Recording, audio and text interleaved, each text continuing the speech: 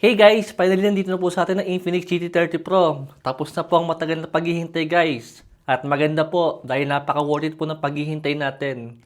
Dahil napaka-sweet po ng smartphone na to ngayon. Hindi lang po sa kanyang specs, kasama rin po yung kanyang presyo.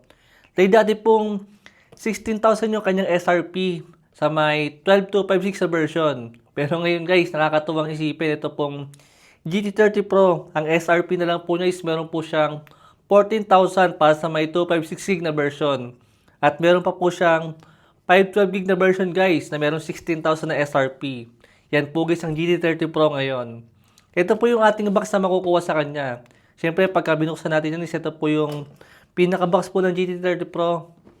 At i-compare din po natin yung kanyang design sa may Note 50 Pro Plus para po makita natin ng mabilis yung kanilang comparison po sa kanilang design saka po sa kanilang display. Yan po guys, meron po tayong box na manipis dito. Nandito po yung ating case na kasama. Yan. Ito po yung case natin. At kung papansin nyo guys, is meron po siyang cutout dito sa may gilid po. At dahil po yan sa kanyang shoulder trigger button. Yes guys, meron na po siyang shoulder trigger button. Itong si GT30 Pro. Well guys, isipin mo, 14,000 po yung SRP ng GT30 Pro. At 13,000 naman guys yung Nubia Neo 3 GT na merong shoulder trigger button din. Pero mas mahina po yung processor ng GT30 Pro. I mean ng Nubia Neo 3 GT. Compare po dito guys. Na napakalakas po ng processor niya. Ito po yung mismong smartphone natin. Yan o. GT30 Pro. At yan po yung ating mga weak specs sa kanya. Meron siyang GT trigger. Yan. Ang gusto ko sanang makuha ang kulay guys is yung dark clear dahil napakaganda ng black niya. Kaso mukhang wala pang available. Pero ito na sa atin ngayon is ito po yung Shadow Ash. Yan. Hindi pa ako makapili ng kulay guys dahil binili ko lang po siya sa may online. Ito po yung ating shoulder trigger button guys. Hindi po siya ganun na katulad dun nasa Lumia Nubia na makakapa natin. Ito po is, yan o. Meron lang po siyang indication dito na meron siyang shoulder trigger button pero wala po tayo makakapa sa kanya. Yan. Ito po yung ating design ng GT30 Pro. Napakasimple lang po niya. Pero may ilaw po yan. I think isang dahilan kung bakit naging mura yung smartphone na to dahil nga po sa kanyang design. Dahil sa pagkakaalala ko yung last year model po na GT20 Pro is meron pong glass back yun kung di ako nagkakamali. Pero dito guys is parang meron na lang po siyang plastic na design dito. Pero wala akong problema dito guys since hindi naman bumaba yung kanyang specs. Ang nabago lang po sa kanya is yung pinaka-design niya. At ang good thing nga po dito guys is hindi po naging ganun yung presyo niya. Still nagmura pa rin po siya ng 2,000 pesos. At yung gusto naman nga natin guys ang mataas sa storage, finally, makakakuha na nga po tayo ng 512 gig na version ng GT30 Pro sa may 16,000 na SRP niya. Yan guys, ito po yung ating display ng GT30 Pro. Siyempre, nilagyan ko na yun ng mga application para magawan agad natin ng review. Ito po yung ating Antutu score sa kanya. Pakita ko na rin po sagad sa inyo. Ayan o. Expected na po yan na meron po siyang ganyang klase ng score. At kung papansin nyo po yung display natin, yan o. Medyo round po yung gilid natin. Unlike po ng ito, si Note 50 Pro Plus na para ba siyang yan. Na medyo square po yung ating display dito compare po kay GT30 Pro na paano po siya. Naka-round po yung ating mga gilid. Yan. At may napansin lang po ako dito sa may pinaka-version po ng OS niya. Meron po siyang XOS for GT. Yan. Hindi po ganyan yung nandito kay Note 50 Pro Plus 5G. Yan. XOS lang po siya.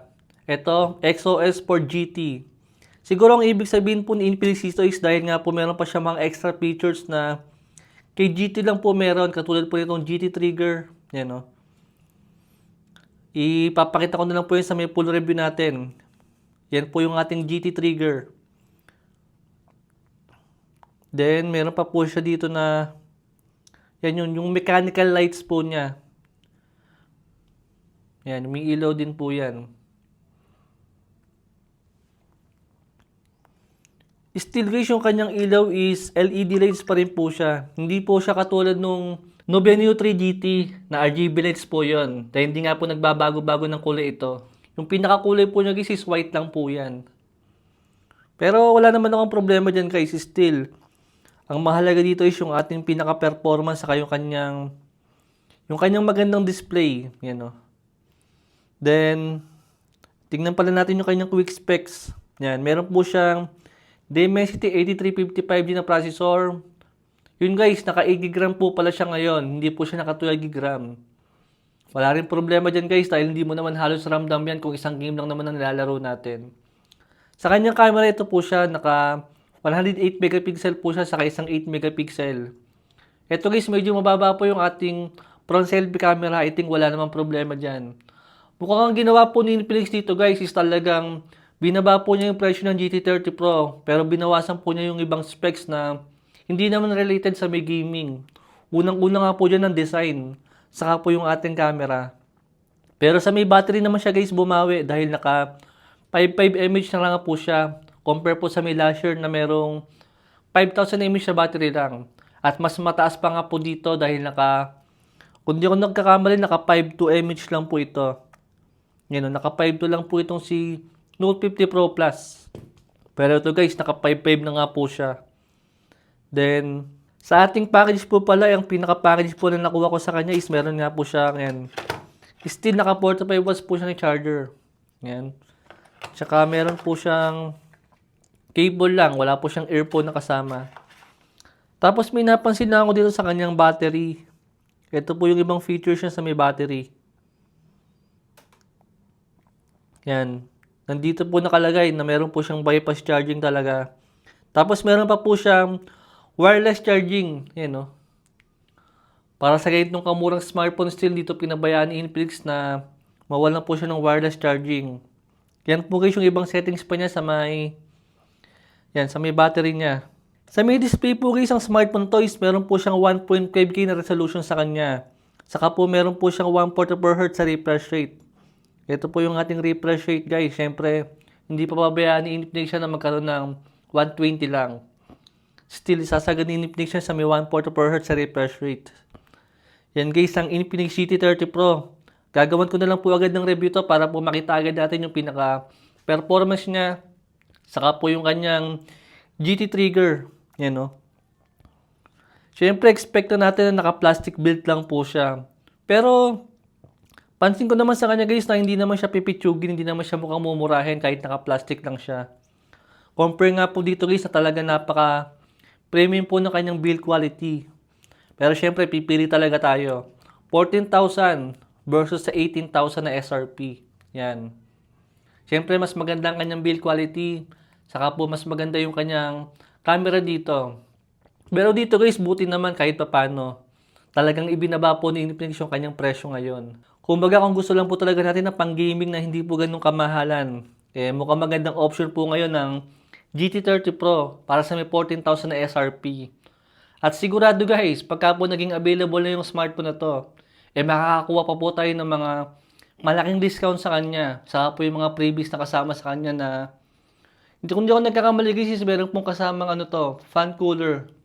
Same po ng GT20 Pro nung last year.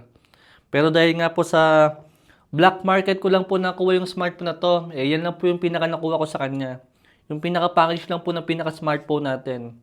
Pero wala naman ang problema dyan guys. Meron na nga rin po pala tayo link dyan sa may baba para po maka-order na rin po kayo agad. Thanks for watching!